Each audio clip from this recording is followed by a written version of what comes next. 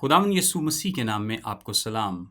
इफसियों के खत के पहले बाब की 5वीं आयत में लिखा है, और उसने अपनी मर्जी के नेक इरादे के मुआफिक हमें अपने लिए पेशतर से मुकर्रर किया कि यीशु मसीह के वसीले से उसके ले पालक बेटे हों। फिर गलतियों उसके चौथे बाब की 7वीं आयत में लिखा है, बस अब तू गुलाम नहीं बल्कि बेटा है, और जब बेटा हुआ तो खुदा के वसीले से वारिस भी हुआ। हम अक्सर इस बात का जिक्र सुनते हैं कि हम खुदा के ले पालक बेटे हैं, उसने हमें अडॉप्ट कर लिया है। आखिर इसका क्या मतलब है? ले पालक बेटा कौन होता है? उसके हकूक और फराइज क्या होते हैं? और हम खुदा के ले पालक बेटे कैसे हैं? आइए इस बात को जानते हैं। एडॉप्शन या ले पालक होना ये एक बहुत ज़बरदस्त और गहरा मानी रखने वाला लफ्ज़ है। ये लफ्ज़ मोहब्बत से भरा है, ये लफ्ज़ रहम से भरा है, ये लफ्ज़ फजल से भरा है।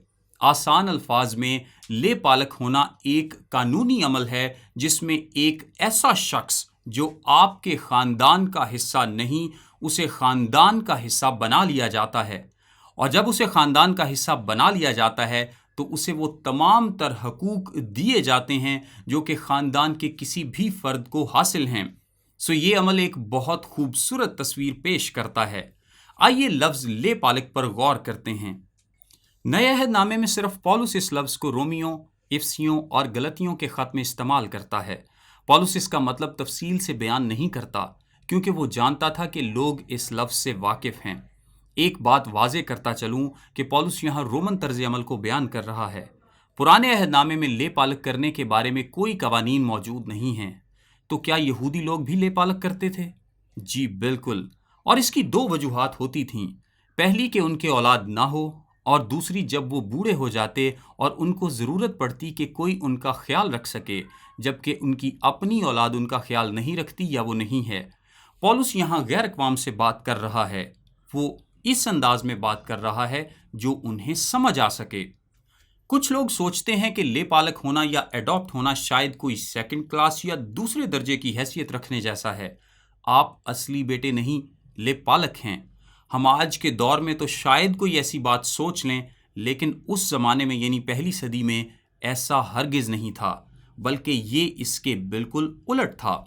मिसाल के तौर पर रोमी सकाफत में अगर किसी बाप को अपने सगे बेटों में काबिलियत नज़र ना आती कि वो बाप के नाम को लेकर चल सकें, उसकी विरासत के अहल हो सकें, तो वो बाहर से किसी भी काबिल बेटे को लेपालक बेटे के तौर पर अपना सकता था कि उसका बेटा हो और उसके नाम, उसके ओहदे और उसकी विरासत का अहल ठहर सके। इस एडॉप्शन की कोई भी बुनियाद हो सकती थी, उस बेटे का किरदार, खुसूसियात या कुछ भी। वो छोटे बच्चों को एडॉप्ट नहीं करते थे क्योंकि वो नहीं जानते थे कि छोटा बच्चा बड़ा होकर कैसा नौजवान बनेगा। सो वो नौजवान लड़कों को लेपालक लेते थे क्योंकि नौजवान होने पर लड़के की सलाहियतें वाज़े हो जाती थीं। इस तौर से अगर बाप चाहे तो एडॉप्ट किए हुए बेटे को बाकी बेटों पर तरजीह मिलती थी क्योंकि वही उस मेयार पर पूरा उतर रहा होता था जो कि बाप ने मुकर्रर किया होता था। सो रोमी निज़ाम में ले पालक बेटा कोई ऐसा इंसान नहीं था कि जिसे बाप सड़क से उठाकर ले आया हो कि उसका ख्याल रखे, बल्कि ले पालक बेटा ऐसा बेटा होता था जो बाप इसलिए चुनता था कि वो बाप की विरासत को ले सके, उसके नाम और ओहदे को ले सके। ज़्यादातर बेटों को एडॉप्ट किया जाता था और बेटियों को बहुत कम ले पालक किया जाता था। और क्या आप जानते हैं कि रोमी सकाफत में ये आसान नहीं था? उनके यहाँ एक कानून था जिसे पैट्रिया पोटेस्टस कहते थे, जिसका मतलब था बाप का इख्तियार। सो जब तक आप अपने बाप के बेटे या बेटी हैं, यानी बाप के मरने तक वो आपकी ज़िंदगी पर मुकम्मल इख्तियार रखता था, और शादी से भी इस इख्तियार पर फ़र्क नहीं पड़ता था। अगर बाप आपको कत्ल करना चाहे तो कर सकता था। बच्चों से मुतालिक हर बात पर बाप को मुकम्मल इख्तियार हासिल था। सो अगर आप अपने सगे बच्चों की काबिलियत से मुतमईन नहीं, या किसी भी और वजह से आप किसी और को ले पालक करना चाहते हैं, तो पहले आपको उसके बाप से बात करनी होगी। और ये इतना आसान नहीं था। बेटा कोई फैसला नहीं कर सकता था, ये फैसला बाप करता था। और इस सारे अमल के दो हिस्से होते थे। पहले अमल को मैंसिपेटियो कहते थे, और इस अमल से वो एक बेटे को पेट्रिया पोटेस्टस से यानी बाप के इख्तियार से आज़ाद कराते थे। اور اس کی بھاری قیمت ہوتی تھی جو کہ اس کے پہلے باپ کو دی جاتی تھی، اور اس کے بعد کے طریقے کو ونڈیکیٹیو بولتے تھے، جو کہ ایک عدالتی کاروائی جیسا تھا۔ یہاں حتمی طور پر لے پالک بیٹے کو نئی قانونی شناخت مل جاتی تھی اور بیٹا ایک باپ کے اختیار سے دوسرے باپ کے اختیار میں جا سکتا تھا۔ اب اس سارے عمل کے نتیجے میں 4 چیزیں ہوتی تھیں۔ پچھلے تمام رشتے ختم ہو جاتے تھے اور اسے نئے خاندان میں تمام حقوق مل جاتے تھے، اسے باپ کا نام ملتا تھا۔ کیا ہماری نجات میں بھی ایسا ہی نہیں ہوتا؟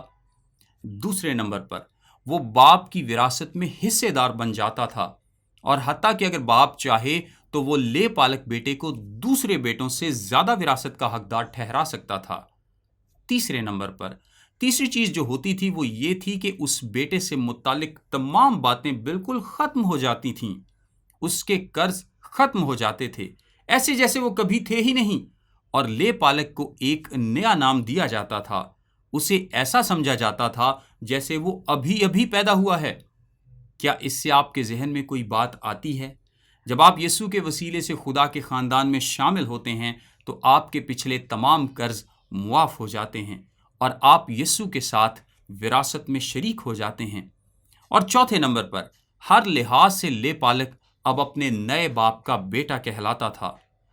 جب ہمیں لے پالک بیٹا بنایا گیا تو ہمارا بھی ماضی سے تعلق ٹوٹ گیا، ہمارا آسمانی باپ کے ساتھ رشتہ قائم ہوا، ہم وراثت میں شریک ٹھہرے، ہمارے تمام قرض معاف ہو گئے، اور اب ہم ہمیشہ کے لیے اپنے خدا باپ کے بیٹے ٹھہرے۔ لیکن ہمارا آسمانی باپ کا لے پالک بیٹے ہونا اس سے بھی ایک قدم آگے ہے۔ ہم نہ صرف لے پالک بیٹے ہیں بلکہ ہمیں نیا بھی بنایا گیا ہے، ہمیں نئی پیدائش دی گئی ہے، اور یہ دنیاوی طور پر ممکن نہیں تھا، اور خدا نے ہمیں کسی قابلیت کی بنیاد پر نہیں بلکہ اپنے فضل کی بدولت چنا ہے۔ لے پالک ہونا ہمیں بیٹا بناتا ہے، لے پالک ہونا ہمیں وراثت میں شریک ٹھہراتا ہے، اور نئی پیدائش ہمیں اس قابل بناتی ہے جس سے ہم نئے خاندان کا حصہ بننے کے لیے موزوں ہوتے ہیں۔ ہم عذاب کے نیچے نہیں ہیں، کیونکہ خدا نے بھی یسوع کے وسیلے سے مقرر کیا ہے کہ اس کے لے پالک بیٹے ہوں، اور خدا کا روح ہمارے لے پالک ہونے پر مہر کرتا ہے، جیسا کہ رومیوں کے خط کے 8ویں باب کی 15ویں آیت میں لکھا ہے، کیونکہ تم کو غلامی کی روح نہیں ملی جس سے پھر ڈر پیدا ہو، بلکہ لے پالک ہونے کی روح ملی جس سے ہم ابا یعنی اے باپ کہہ کر پکارتے ہیں۔ خدا آپ سب کے ساتھ اور آپ کو بڑی برکت دے، آمین۔